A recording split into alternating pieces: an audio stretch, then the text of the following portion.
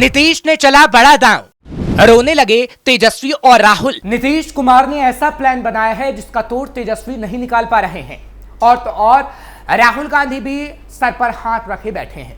अब सवाल यह है कि नीतीश का आखिर प्लान क्या है, क्योंकि नीतीश हमेशा एंड वक्त पर ऐसी बाजी पलटते हैं कि सारे नेता चारों खाने चित हो जाते हैं। नमस्कार, कैपिटल टीवी देख रहे हैं आप, मैं हूं आपके साथ हर्ष भारद्वाज। बिहार विधानसभा में विपक्ष के नेता और महागठबंधन की ओर से मुख्यमंत्री पद का अघोषित चेहरा माने जा रहे तेजस्वी यादव सत्ता में आने पर माई बहन मान योजना लाकर महिलाओं के खाते में हर महीने 2500 रुपए भेजने का वादा कर चुके हैं। तेजस्वी के इस दांव को काउंटर करने के लिए नीतीश ने भी नई चाल चली है। सवाल उठ रहा है कि बिहार चुनाव से पहले सूबे में लाडली बहन पॉलिटिक्स की चर्चा क्यों हो रही है, तो इसका जवाब हम आपको देते हैं। बिहार के मुख्यमंत्री नीतीश कुमार ने शह और मात देने की बिसात बिछा दी है और यह मात ऐसा कि विपक्षियों के होश उड़ाने के लिए काफी है। नीतीश का यह अचूक शस्त्र है बिहार की 1,40,00,000 जीविका दीदी। जीविका दीदी विधानसभा चुनाव में एक बड़े वोट बैंक के रूप में भूमिका निभाएंगे। इसका लाभ नीतीश कुमार लेना चाहते हैं। बिहार चुनाव पर इन दिनों हर किसी की नजरें बनी हुई हैं, लेकिन बिहार सरकार जीविका दीदी पर मेहरबान है। पिछले कुछ महीनों में जीविका दीदियों के लिए नीतीश सरकार ने कई बड़े फैसले लिए हैं। उनमें से एक बड़ा फैसला कोऑपरेटिव बैंक खोलने का भी है, जिससे जीविका दीदियों को आसानी से लोन मिल सके और व्यापार किया जा सके। 1,40,00,000 जीविका दीदी आज बड़ा वोट बैंक बन चुकी है। हर साल हजारों करोड़ों का कारोबार करती हैं। बिहार में 1,40,00,000 जीविका दीदी। बिहार में 1,40,00,000 जीविका दीदी हैं जो बिहार के बदलाव की अपनी कहानी लिख रही हैं। जीविका दीदियों की संख्या 1,40,00,000 है। बिहार में महिला वोटर की संख्या 3,70,00,000 के करीब है।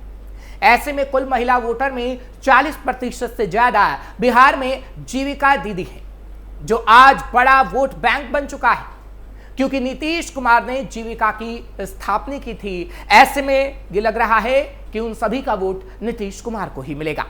बिहार में शराबबंदी में अहम रोल। जीविका दीदियों के कहने पर बिहार में शराबबंदी भी लागू हुआ था और कई बड़े फैसले लिए गए थे। चुनावी साल में ये वोट बैंक खिसक ना जाए, इसलिए अब कोऑपरेटिव बैंक बनाने का बड़ा फैसला लिया गया है, जो जीविका दीदी को आसानी से लोन उपलब्ध कराएगी। जीविका की दीदी आज बैंकिंग कार्य में उपलब्ध है। जीविका के वैकल्पिक बैंकिंग मॉडल के तहत 56 बैंक सखियों के माध्यम से ग्राहक सेवा केंद्र की स्थापना करके ग्रामीण क्षेत्रों तक पहुंच बनाई गई है। जीविका के सखी मॉडल के तहत मछली पालन, मधुमक्खी पालन जैसे बड़े काम किए जा रहे हैं। जीविका दीदी के रसोई की भी खूब चर्चा। दीदी की रसोई की चर्चा इन दिनों खूब हो रही है। समुदाय आधारित कैंटीन पूरी तरह से महिलाओं के स्वामित्व वाला उद्यम है। आज 115 इकाइयां जीविका के द्वारा स्थापित की गई हैं। कई राज्यों की टीम इसे देखने पहुंच रही है। नीतीश सरकार ने अस्पतालों में कैंटीन की जिम्मेदारी भी जीविका दीदियों को ही दे रखी है। कई सरकारों में भी कैंटीन की जिम्मेदारी जीविका के पास ही है। दीदी की रसोई मॉडल को पंजाब, कर्नाटक, गुजरात की सरकार ने दिलचस्पी ली है। अस्पताल, स्कूल, बैंक और ऑफिस में जीविका की दीदी आज कैंटीन भी चला रही हैं। अस्पतालों में कपड़ों की धुलाई का काम भी कर रही हैं। दूसरे राज्यों में ग्रामीण महिलाओं को भी प्रशिक्षण दे रही हैं। 9 राज्यों में जाकर 50,000 से अधिक समूह बनाया गया है और लगभग 5 लाख महिलाओं को इससे जोड़ा गया है। दीदी उत्तर प्रदेश, राजस्थान, असम, अरुणाचल प्रदेश, उत्तराखंड, झारखंड, गुजरात, मिजोरम, सिक्किम में जाकर महिलाओं को प्रशिक्षण दे चुकी हैं और उनका समूह बना चुके हैं। उत्तराखंड, राजस्थान और झारखंड में स्वास्थ्य और स्वच्छता का प्रशिक्षण दिया जा रहा है। जिस राज्य में जरूरत होती है वहां जाकर ये दीदी प्रशिक्षण देती हैं और इस काम में 4,000 से 5,000 दीदियों को लगाया भी गया है। प्रशिक्षण 40 से 45 दिन का होता है। इस दौरान जीविका दीदी को प्रतिदिन के हिसाब से रिसोर्स फीस मिलती है। बिहार में 91 SC/ST आवासीय विद्यालय हैं और इन सब में जीविका दीदी ही अब भोजन बना रही हैं।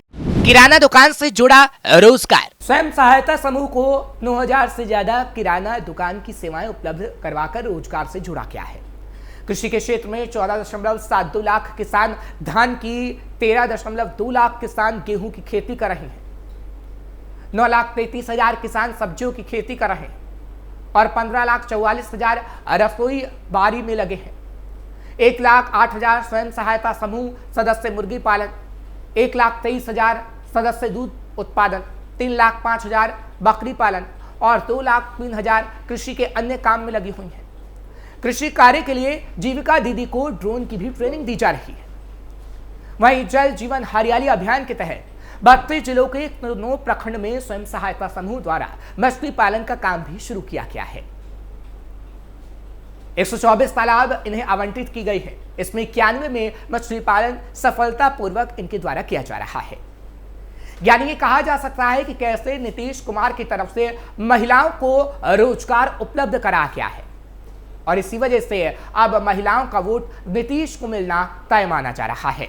कैसे हुई जीविका की स्थापना? जीविका स्वयं सहायता समूहों का नेटवर्क है। ये बिहार सरकार के ग्रामीण आजीविका प्रोत्साहन सोसाइटी की निबंधित संस्था है।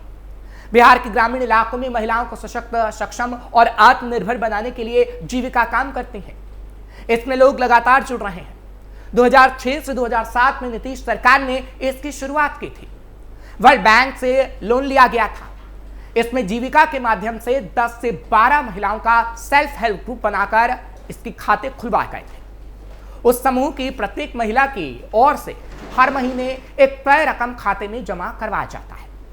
कारोबार के लिए इस समूह से जुड़ी महिलाएं अगर लोन लेना चाहें तो 30,000 से लेकर 1.5 लाख तक का लोन मिल जाता है। इसमें कम ब्याज भी चुकाना पड़ता है। नीतीश कुमार का ये ड्रीम प्रोजेक्ट में से एक रहा है। क्या नीतीश भी कर रहे लाडली बहना पॉलिटिक्स? पिछले कुछ चुनावों से लाडली बहना पॉलिटिक्स राजनीतिक दलों के लिए चुनावी जीत की गारंटी बन गया है।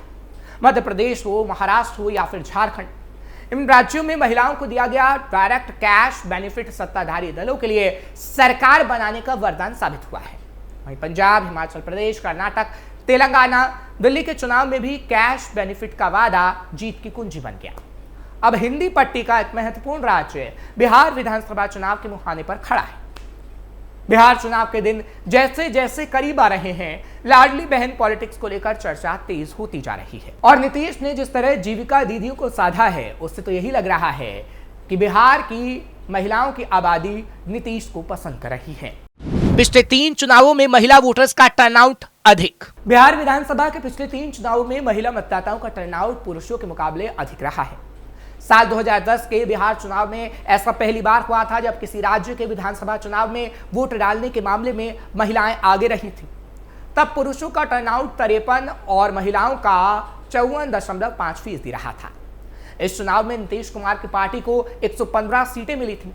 2015 में 51.1% पुरुषों के मुकाबले 60.4% महिलाओं ने मतदान किया था। 2020 के बिहार चुनाव में जहां 54.6% पुरुषों ने वोट किया था, इस चुनाव में भी 59.7% महिलाओं ने वोट किया था, जो पुरुषों के मुकाबले 5% अधिक है। बीजेपी का साइलेंट, नीतीश का कोर वोट बैंक। महिलाओं को राष्ट्रीय स्तर पर बीजेपी का साइलेंट वोटर माना जाता है।